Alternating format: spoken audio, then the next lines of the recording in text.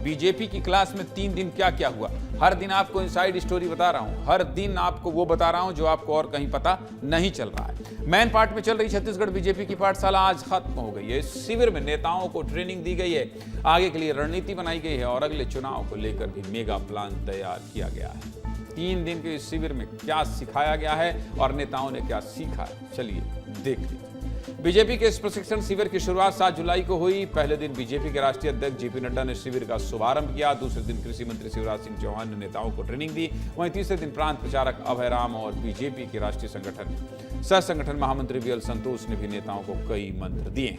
आज के शिविर से एक बेहद खास तस्वीर भी सामने आई है, जहां शिविर के आखिरी दिन सीएम विष्णुदेव साय ने ढोल बजाया और जमकर थिरके। कार्यक्रम का समापन सांस्कृतिक कार्यक्रम के साथ हुआ, जिसमें सरकार के मंत्री सांसद थिरकते नजर आए। आप भी देखिए वीडियो, फिर आगे की बात करें। देखिए। भैया मुंह इधर करो।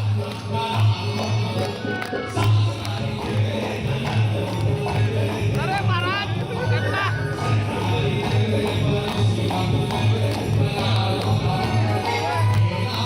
मैं आ गए आप।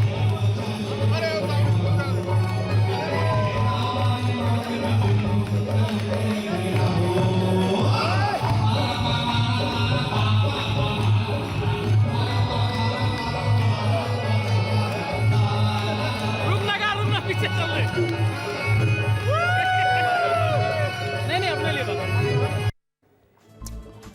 3 दिन चले इस शिविर में 65 मंत्री, विधायकों और सांसदों को रोजाना 8 से 9 घंटे ट्रेनिंग दी गई। अलग अलग मुद्दों पर चर्चा हुई, हर विषय के बारे में डिटेल जानकारी दी गई। लेकिन आज की तस्वीरें कैसी थी, शिविर के आखिरी दिन क्या हुआ, पहले आप वो देखिए, फिर आगे की बात करेंगे। देख लीजिए, ये भी विस्तार से देखिए।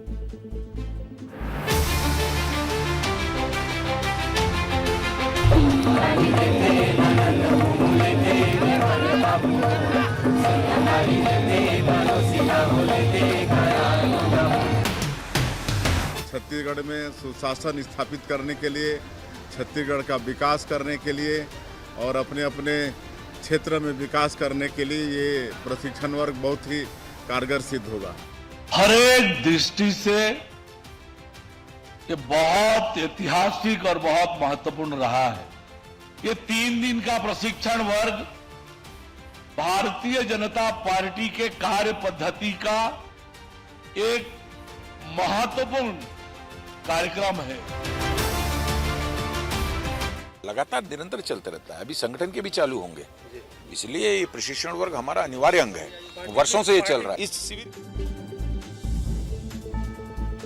ये तो बात हुई आज की तस्वीर की, लेकिन हर दिन इस शिविर में क्या हुआ ये भी आपको बता रहे हैं। पहले दिन जेपी नड्डा ने नेताओं को 3S फार्मूले पर काम करने की सलाह दी थी। 3S मतलब संवाद, संपर्क और सामंजस्य। दूसरे दिन नेताओं को सोशल मीडिया पर एक्टिव रहने के लिए कहा गया। वहीं आज तीसरे दिन साल 2028 के विधानसभा चुनाव को लेकर रणनीति बना ली गई है। क्या 2028 का मेगा प्लान है, वो भी देख लीजिए, आपको बता देता हूँ, देखिए ध्यान से। 2028 में बीजेपी की नजर राज्य की अनुसूचित जाति, ये खबर है।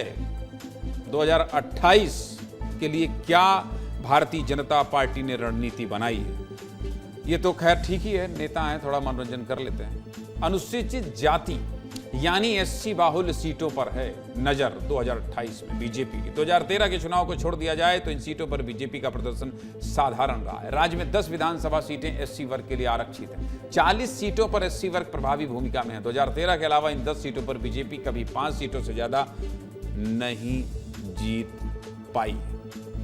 SC वर्ग की सीट BSP का वोट बैंक मानी जाती थी, लेकिन जब से BSP का प्रदर्शन कमजोर हुआ है, तब से बीजेपी इस वोट बैंक को अपनी तरफ शिफ्ट करना चाहती। जांजगीर चांपा राज्य का SC बाहुल्य इलाका है, लेकिन जांजगीर में बीजेपी का एक भी विधायक नहीं, और इसलिए बीजेपी ने इस प्रशिक्षण शिविर में तय किया है कि युवा SC नेताओं को आगे बढ़ाया जाएगा और 2028 में इन सीटों पर भी बीजेपी के प्रभाव को बढ़ाया जाएगा। सीधे मुद्दे की बात क्या है? सीधे मुद्दे की बात यही है कि बीजेपी हमेशा भविष्य की तैयारी करती रहती है और इसलिए 2028 का प्लान 2025 में ही बन गया है। नेताओं के लिए रणनीति तय है, मुद्दे तय हैं और रणनीति को अमल में लाने का प्लान भी तय है। आगे बढ़े उससे पहले एक बार मैन पार्ट लिए चलते हैं और रायपुर लिए चलते हैं। मैन पार्ट में 2 सहयोगी दिखाई दे रहे हैं, खोमन साहू दिखाई दे रहे हैं, दिलीप जायसवाल दिखाई दे रहे हैं और मृगेन जी न्यूज रूम से इस पूरे बैठक का विश्लेषण करेंगे। सबसे पहले खोमन के पास चलते हैं। एक हेडफोन अपनी कनपट्टी में लगाए हैं, एक दिलीप जायसवाल की कनपट्टी में लगा दिए हैं। लेकिन दोनों लोग आपस में बात कर लीजिए और बता दीजिए कि आज आप लोग अंबिकापुर में हैं या फिर मैन पार्ट में ही एंजॉय कर रहे हैं दोनों लोग, और क्या क्या देखा। समापन की वो तस्वीर बता दीजिए दोनों लोग कि आखिर इस पूरी बैठक का निचोड़ क्या है। दिलीप और खोमत।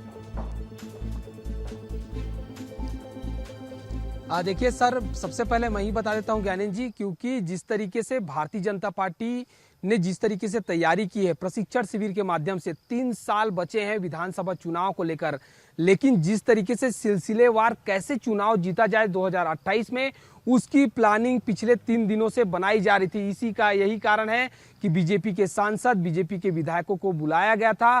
कैसे काम करना है ग्राउंड पे 3 साल पहले ही उसकी रणनीति बनाई गई। यही कारण है कि सोशल मीडिया में एक्टिव रहने के लिए विधायकों और सांसदों को कहा गया है। इसके अलावा जमीन से जुड़ने की बात कही गई है। इसके अलावा सरकार के जो कामकाज है उनको लोगों तक पहुंचाने का कामकाज किया गया है। तो कुल मिलाकर समझा जा सकता है थोड़ा बात करके बताइए कि आपने और दिलीप ने इस पूरी रिपोर्टिंग को कितना एंजॉय किया है। जल्दी से बता दीजिए, आपने और दिलीप ने कितना रिपोर्टिंग को एंजॉय किया, आपस में बात करके जल्दी से बताइए, फिर मैं मृगन जी के पास जाऊंगा, समय कम है।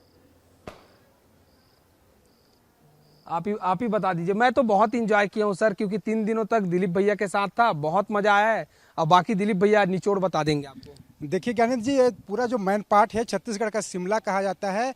हमने तो एंजॉय किया ही, जो जितने विधायक और मंत्री आए थे, जितने मिनिस्टर थे, सभी ने भी एंजॉय किया है। और आज जब राम विचार नेताओं से मैं बात कर रहा था तो उन्होंने एक बहुत बड़ी बात कही कि उन्हें जो ट्रेनिंग में जो सीख दिया गया है, ये कहा गया है कि आप हर सुख दुख में जाइए, अपने कार्यकर्ताओं के हर सुख दुख में जाइए। जिन्होंने आपको वोट दिलाया है उन लोगों तक जाइए जिन्होंने आपको वोट दिया है। आपके वार्ड में अगर कोई आदमी के यहाँ किसी के यहाँ फंक्शन है, उत्सव है, कुल मिलाकर वोट देने वाले को बहुत महत्वपूर्ण माना गया है। मृगेन जी, आपके पास जो इनसाइड स्टोरी है, जल्दी से आप भी बता दीजिए। देखिए, इस पूरी बैठक में जो 3 दिन का इनका प्रशिक्षण शिविर चला, उसमें किस वर्ग को टारगेट करना है उस पर फोकस किया गया। जो आखिरी दिन का सत्र था वो खास था। एससी वर्ग, आपको बताएं 2013 के चुनाव में एससी वर्ग की 10 में से 9 सीट बीजेपी के पास आई थी, लेकिन आप देखिए कि राज्य बनने के बाद से 4 और 5 सीट ही आती है। अभी वर्तमान में 4 सीट है कुल मिला के बीजेपी, क्योंकि आदिवासी वर्ग की जो बड़ी संख्या 29 सीट है, उसमें बड़े वोट बैंक पर बीजेपी इस चुनाव में जीत दर्ज की। पिछले चुनाव में कांग्रेस, तो एसटी और एससी क्योंकि सरकार बनाने में महत्वपूर्ण भूमिका निभाते हैं और बीजेपी के पास उस तरह का एससी वर्ग का कोई खास बड़ा लीडर नहीं है जो पूरे स्टेट में अपनी दखल जो रखता आपने हो। बताया कि तो एससी एसटी को कैसे साझा जाएगा और नए नेताओं की तलाश 2028 की तैयारी अभी से। आप तीनों का बहुत धन्यवाद, और आप तीनों ने बहुत शानदार रिपोर्टिंग की इस 3 दिनों की बैठक के, और एक एक अंदर की खबर पहुंचाई जनता के पास।